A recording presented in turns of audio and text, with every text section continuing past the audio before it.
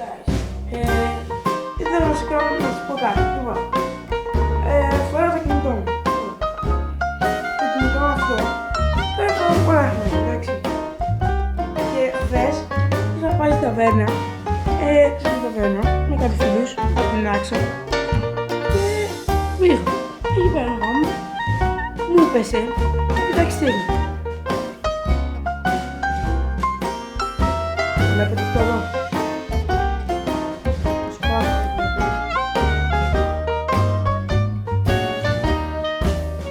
Και μου έχει σπάσει και τώρα για κάποιες μέρες δεν μπορώ να κάνω edit τα βίντεο μου.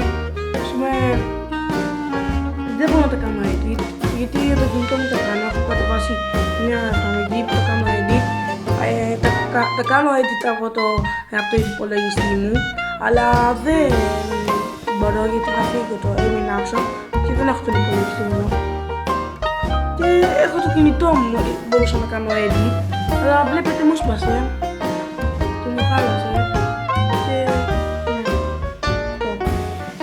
ναι. Τώρα τραβάω την κάμερα, το έχω στήσει την κάμερα και είναι βέβαια του πατέρα μου κάμερα.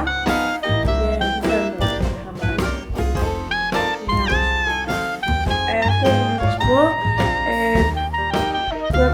Κάντε μου like σε όλα τα βίντεο, κάντε subscribe, κάντε like και τα λέμε στο επόμενο βίντεο.